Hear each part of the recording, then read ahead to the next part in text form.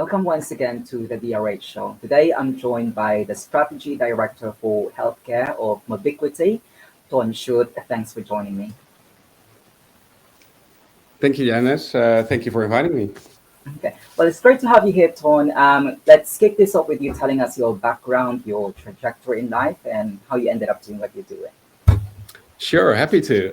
So, Teun Schutte, I'm born and raised in Amsterdam. You see a small part of Amsterdam behind me. I have a university degree in biology.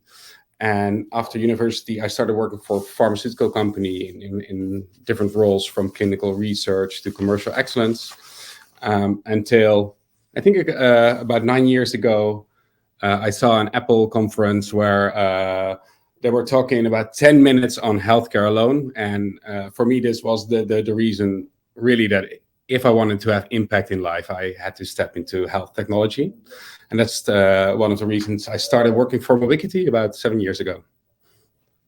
I live in Amsterdam with my wife and 2 daughters, and happy to go to the office by bike. So Okay, brilliant. that's my And of life. course, yeah, and of course, owing to your experience with Mobiquity, and I think with your prior experience before joining them, I understand you've gathered a lot of knowledge when it comes to mental health issues. So could you just share your thoughts and insights when it comes to the challenges that we face currently in relation to mental health issues? Yeah, and that's a really relevant point. And one thing you could not have missed is my moustache at the moment. I'm growing the moustache because it's November, also the month of Movember, and as many of you will know, is that Movember is for men's disease, and one of the diseases that they are focusing on the last couple of years is also mental health and male depression. So it's definitely a key theme. So we see a big increase in mental health, not only male, of course, but over the whole population. And there's actually a tsunami of mental health problems, issues coming at us if we don't take care. And this has to do, of course, with COVID and isolation, work stress, all the new technologies and new medias and how to act on it. The war, the economics is coming at us. So you see the mental health issues and things that can actually accelerate mental health problems growing faster and faster. And this can be a real challenge for the person who's suffering from mental health, for their loved ones, of course, but also for the whole health system if we don't watch out. I think almost 1 in 4 people experience mental health issues already in the UK. On a yearly basis, so it's really big. So, how do you think we are prepared to cope with these challenges? Are we equipped, or do we need to do more to address those 1 in 4 statistics that you just quoted? Yeah, I think it's going to be really a challenge. So if you look at, for example, the spending versus the burden of disease in UK alone, the spending is about 13% on mental health, while the burden of disease is almost 28%. So you see a big gap between what we actively do on mental health and the burden of disease and how we need to manage it. So that's one of the gaps, and that also has to do with the way we treat it and we help people. So it's a lot of personal work, or traditionally it's a lot of talking and taking a lot of time to understand people. And there's such a high workload currently in the whole health system that it's really hard to recognize people in time. So if you look sitting in front of the doctor, only 1 out of 3 patients with mental problems get recognized soon enough. So that's already a problem. And then also taking the treatments and making sure that everybody gets plenty of time, again, plenty of treatment. There's still a lot to do. Yeah, I was just gonna say, Tony, it's quite interesting that you pointed out the issue of funding. Of course, it's really important when we're trying to improve the mental health services. But essentially, how do you think we can improve the standards of care? Are there any tangible actions that we can do? So that I certainly think there are a lot of touch points and a lot of actions that we can take. And if you look at the whole funnel almost. So first, there's a lot of things we can do to prevent people going from having mental health issues to getting a true mental health condition. So in the prevention part, there are a lot of things we can do to help build resilience with people, to build for empowerment. Like we also are promoting healthy eating and healthy sporting. Mental health should be just one of the topics that people can really be empowered to take care of themselves, and that would prevent already a lot of people really getting into a mental health condition, which probably needs a professional help. Then also there are things we can improve with diagnose them earlier and better. And also in treatment, there are different ways we can treat. So it's not always one-on-one in the office, but things like telehealth can help. But there are also digital solutions already on the market that potentially can help really treating patients. Absolutely. And I think it's also important that we expand the choices when it comes to, mental health interventions. And of course, given that you're working for Mobiquity, you're actually at the forefront of emerging technology. So how do you think technology such as virtual reality, augmented reality, and there's this thing they call artificial intelligence, how do you think we can capitalize on this to support those with mental health issues? Yeah, it's a really interesting world, and definitely if we look today, what is already on the market and being tested, and of course, all some of the user research reviews are really positive, and some are still a bit struggling to find the right position. But if you look at AI, for example, there are solutions already on the market that can listen to your voice and see if you, for example, have a relapse in depression or how your mood is, and give you guided tooling to improve your mood at that moment. It's really from voice analysis. We see similar solutions also with chat, where you can actively have a chat conversation with a bot, which can help you build and recognize your negative mood, and give you tips on how to act with it and act on it. So that's where we see really AI, and AI is also guiding the right treatments or the right behavior for patients. If you look at AR, for example, augmented reality, there are a lot of examples how you can actually treat patients with mental health disorders. So, for example, think about an anxiety disorder or having a low self-esteem. With AR, you can put on a layer, either have people experience a spider coming at us to deal with their spider anxiety, but it can also to give them a different vision of themselves and how they are in the world, to actually help them build their own self-esteem. And If we look at the VR, it's even more impressive or even more immersive what you see happening there. There are different solutions now on the market for VR for really helping patients, for example, in schizophrenia, and give them a different image of themselves, with the person who's in their mind actually, and have them conversation with their own mind and with their own imaging. Of course, guided by a professional, but you see treatment outcomes, treatment results in a patient group that sometimes have really difficulties finding a good treatment.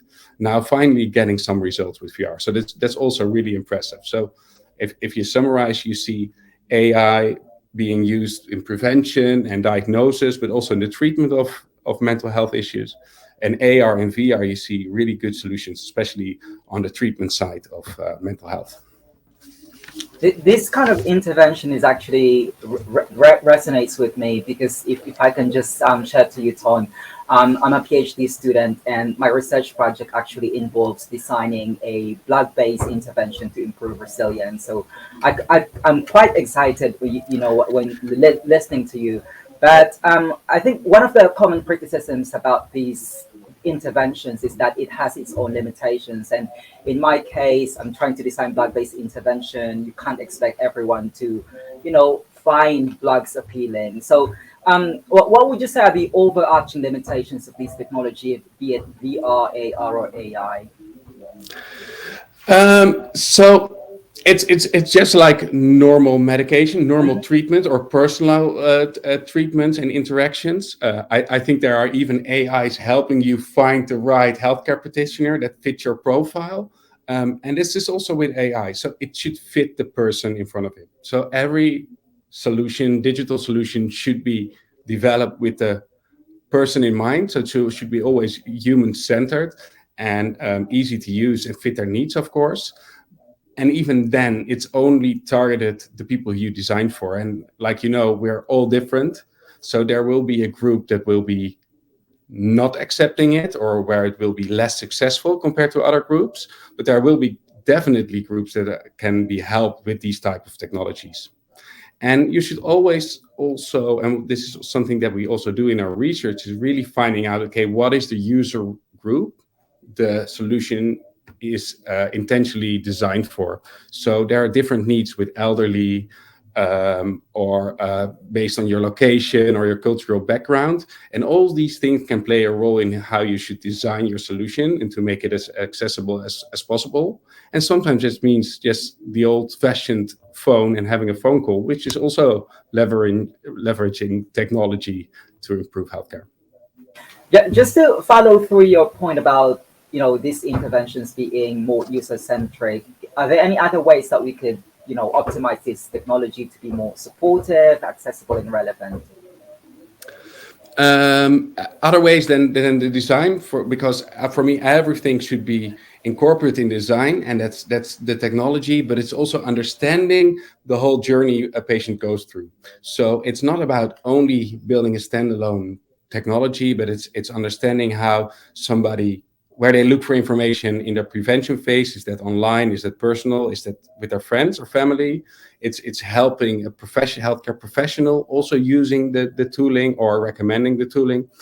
And it's also being able at home to use it, but also being referred back to your physician if that's needed at the right time. So it's about the solution itself, but it's definitely also about the whole journey somebody goes through. Okay, so of course, Tom, when we talk about digital interventions, one of the things that really pops into our mind is apps. So can you talk more about apps, or could you give some examples of apps that really you think like excellent examples of digital mental health interventions? So you have, for example, Ginger, which is an health app which gives you CBG, so cognitive behavioral therapy, which really helps and coaches you with handling your negative thoughts and your negative mood, and reflecting it back to you, so you can have look at it from a different angle and maybe build up more positive thoughts. So that's definitely a tool that helps really good. And also Wobot is a tool which helps with this cognitive behavior, and it's already proven. So they're trying really to put these applications also into clinical trial, and you see that they are actively improving patients' mental health. And you have the companies which do the voice analysis, for example, so like Sound Health, where they really analyze your voice, and you can implement this either in your telemedicine solution or in your bot solution. So the patient just can call, and the voice analysis will be done in the background, and you can immediately already get an interpretation of somebody's mood, and if somebody is relapsing maybe towards depression or not. And somewhere on the whole different end of the spectrum, a project we worked on is helping people stick to their adherence. So we created a digital pill for schizophrenia patients. And in schizophrenia, once you think you are under control and you have your life back under control, you have the tendency to also say, so I don't need my medication anymore. And this is the moment the patients experience a lot of relapse. So this is why we built this whole digital pill solution. So patients can be taken care of literally by caregivers who watch them and help them stick to the regimen. I think, Ton, one of the good things, if you will, during the lockdown is that it allow us to be less hesitant when it comes to digital interventions. In fact, our conversations with GP have all become digital based. But I think one of the criticisms about that is that there's inability to provide adequate care, and that also translates with digital mental health intervention. So, what conditions do you think digital therapeutics must meet in order to be qualified as satisfactory, even though it's done on a digital platform? Um, so a solution must always be validated, of course. So, and there is a lot of ruling and regulations around solutions, especially when your promise is that you actually treat patients. So and that's also where you really become a medical device. And there are really clear rules. And think of them, easily said, it's like do not harm. You're not allowed to make fake promises. You need to be honest when the app is not sufficient or the best solutions for you, and refer back in time to a healthcare professional if needed. And of course, the application must not be overpriced and must be simple. But especially the first one, when do not harm and do not make fake promises, this is also where you always need to validate your solution. So you do it before you bring it to market, but even when you are on the market, you need to validate, and prove that you're actually bringing value. And this validation on treating and outcomes, but it also in its validation on the ease of use, for example. Now, since you mentioned about rules and regulations, let's pivot the conversation to that area. Now, the FDA in America, at the height of lockdown, they kind of relaxed the rules and regulations for digital therapeutics. Do you think that was a positive direction? Or I think you already touched upon this, but do you think there should be more stricter regulations when it comes to apps that offer mental health support? Because, practically anyone can create an app now because it's quite easy. There are lots of resources. So it's always a bit of a balance about having apps as soon as possible to the patients, and learn as fast as possible also from their behavior, versus really preventing applications from doing harm. So there are several FDA regulations. I know in October they had a new final on decision support that was actually a bit stricter than it used to be, that ruling. So you see them also balancing in how do we ensure that everything that comes to market delivers value and delivers the outcome that they claim they have. But there's also a big gray area. So especially in mental health, and especially in the prevention, when you're not a patient yet, actually, so you don't need the professional medical care. There's a lot going on there, and it's not that. It's actually good that there's a lot of different options, so you can find something that works for you to help you to stay into a healthy mood. But once you are becoming a tool that really diagnoses you, or treats you, and you're really into the health system, that also means for a lot of people different budgets, or different systems at least. That's where you really need to prove and make sure that you bring something to the market valued as possible. So for the new regulations, one of the struggles I can see is that it becomes harder for smaller companies to enter the market, and maybe therefore for new ideas and new initiatives, while the settled company with a history of already proven applications potentially have it a bit easier to scale and to roll out new solutions. So as long as it's not preventing new good ideas to also enter the market, I'm absolutely fine with a bit of more open regulations, as long as everybody realizes that at the end of the day, the patient should get better. You mentioned some interesting points, Paul. You mentioned about that these mechanisms should be user centric, and that there should be policies and regulations to kind of govern it. But how do you stop people from falling through the gaps if they don't have access to this technology? I mean, it's 2022 now, but you can't expect everyone to have access to the internet, let alone a good connection. And how do we make it more inclusive, especially for all the generations who seem to be more ambivalent towards this technology? Yeah, that's a really good and fair question. One of the things that surprised me actually from our own research we did not that long ago, where we looked at the introduction of digital health into the GP market in the UK. You really see people through different age groups accepting technology more and more. So over a longer time, technology will be more accepted. But we are also doing currently a project with people who are losing their vision, for example.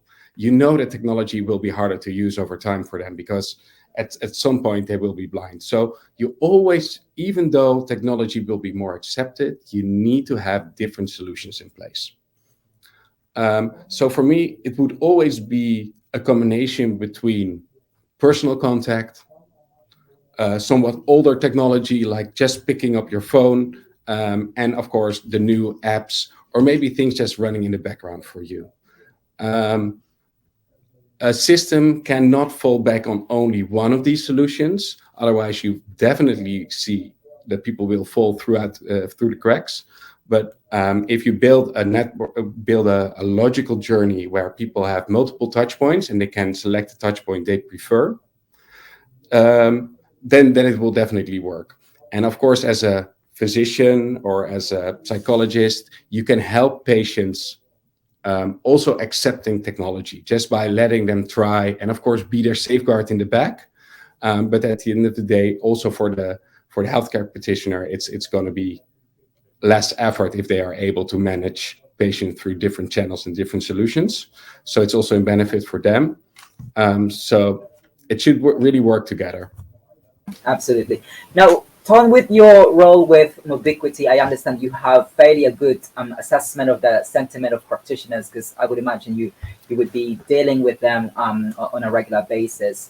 So, do you have any idea what kind of sentiments do they have? Are they hesitant or are they more receptive towards these digital tools? And how would you compare the practitioners with the sentiments of the patients? How engaging are they when it comes to these digital tools? So one thing we learned also from a report, but also from desk research and from Harvard University, we saw a report where healthcare practitioners were outing that they were really confident that new medical technologies entering the market will provide value.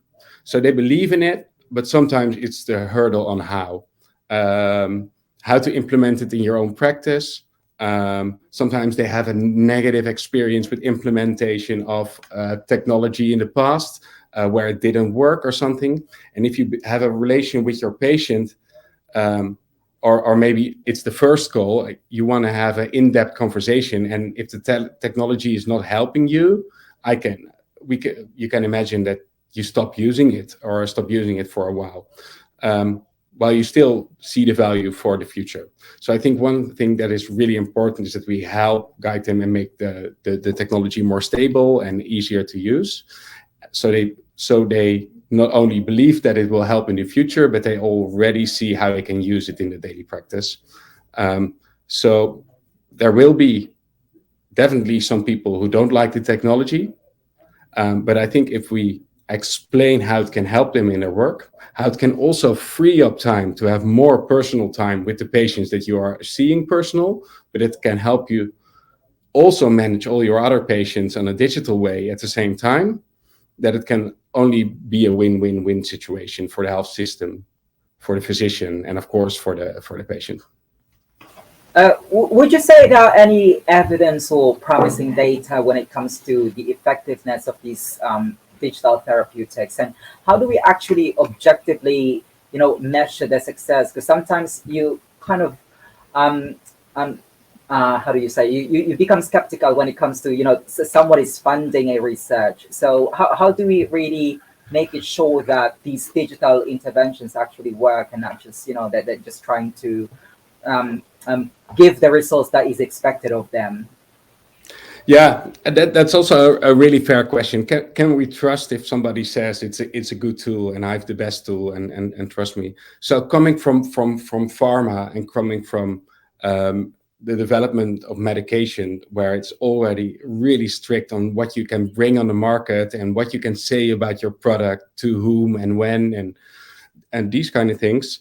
For me, it's really logical to see that also apps are currently being entered into clinical trials more and more and more. So you see bigger clinical trials being set up, really trying to understand the value of applications, proving the value of applications, and do that as good as possible, of course. Of course, this is also part of your regulatory process to prove that the outcomes that you want to achieve are actually achieved using the application. So it's really good. And what we already see is some publications of mental health apps and, for example, on cognitive behavior therapy, that it works just as good as personal cognitive behavior therapy if you use the right applications. So there's a really strong sign, if you do it in clinical trials, that digital mental health support can be just as good as personal help, but probably, of course, with the right interactions. For me, for the future, I think that we will get a lot more of these clinical trials where we will see that a lot of solutions will actually work.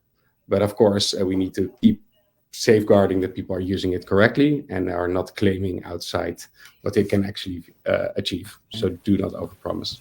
Yes, and speaking about the future, can you see digital therapeutics working alongside doctors, and to what extent do you think this will be, sort of prescribed with professionals such as counselors? Yeah, for me, that's the future. For me, it should be almost a normal interaction, a normal seamless integration between the physical world and the digital world, where a lot of stuff in the prevention side, where we have a lot of patients just feeling negative for just a period of time or trying to understand their own moods and these kind of things. This will be done digital because that's a lot of patients. Diagnosis can definitely partly be done digital, but you probably then need a referral to a physician or to a psychologist to really prove your condition and get the right condition, which can maybe also be done by telemedicine. For a lot of people, that even means a lower barrier of access to the healthcare. Sometimes there's still a big taboo, of course, on mental health. So if it's easier to talk to your physician just one time by phone or by video call, and this will help patients to be at the physician's office in time, that will already be great. And also the treatment can be a combination of digital treatment versus personal treatment. And for one person, it would be 90% digital, and for the other person, it would be 90% personal. But I definitely see a big interaction between both the digital world and the physical world.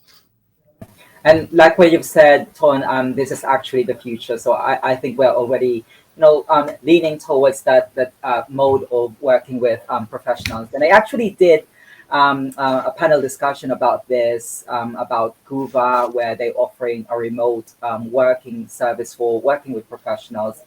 For anyone who's watching, I'll put the link to the description note. But back to you, Ton, could you talk more about what kind of offering services that Mobiquity offer when it comes to these digital interventions? Yes, so as a company, we're broader than only healthcare. We really solve business frictions by connecting strategy, ID creation, creating IDs, and execution. So we build digital solutions. We do that in different industries, healthcare, banking, retail. We try to also exchange people between the industries. We know retail is front runner on digital, definitely compared to healthcare. So what can we learn from retail and implement it in healthcare? That's always really interesting. We have a lot of really dedicated teams on these type of projects, with some subject matter experts from the industry, but other experts on design, app development, solution architecture, security, all these kind of elements. And we bring the team to our clients, where we are really partners and take shared ownership from the initial ID until the fully launched product. We try to do it on these different industries. And this is also where I was allowed to look at banking for a short period of time, where we looked at financial well-being, which is actually really connected to health well-being. There are a lot of health issues um, existing due to financial issues, financial problems, and also everything about behavioral economics is related to both the financial world and get people to save and become financial healthy, but it can also be applied to behavior change models in prevention and taking better care of your body and your mind. So that's really interesting to combine those different industry and different experiences. Well, Tom, thank you for sharing to us your role about Mobiquity and also your thoughts and insights about the challenges and opportunities of digital interventions. We've learned about that and we're already approaching towards the end of this interview. So I prepared some quick fire questions about you just so we Sure. can get to know you more as a person. So first, I'd like to hear from you is what were you afraid of as a child? Ooh, as a child, where was I afraid of? I'm not sure. I think being left alone, but that was because one of my clearest memories is looking for my parents on the beach because I got lost. I got lost, and it was really crowded. So that's probably one of my anxieties. And what is your favorite word in another language? My favorite word, love, probably. Yeah, of course, it's a foreign language for you because your first language. That's easy. Yeah, and if you weren't working with digital therapeutics, what would you have pursued in your life? We have a really weird lottery system in the Netherlands if you want to become a physician. I tried for 5 years in a row, and then I was almost at ending my university degree in biology. So I finished biology and started working in a semi-healthcare organization, which is pharma, of course. But I think I would have been a doctor if I was allowed to. Um, and finally, the floor is all yours. If people wanted to reach out to you, what platforms can they get in touch with you at?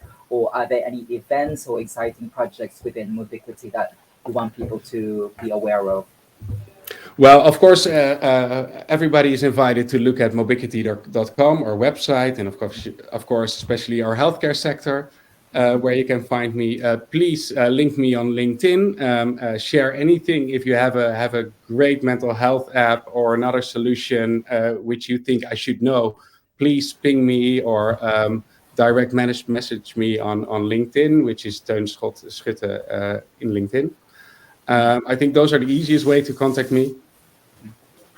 Yes, and And hopefully by the time I upload this, Twitter is still Twitter is still around. yeah, you can also find me on Twitter, but I'm not sure for how long indeed. And let's be optimistic about it. Anyway, Sean, all of those links will be on the description note. It's a pleasure talking to you, Dr. Teun Schutte, the Strategy Director for Healthcare of Mobiquity. And thanks for joining me today. Thank you, Dennis. It was really interesting talk, and I'm also really curious to your PhD program, and please inform us as well.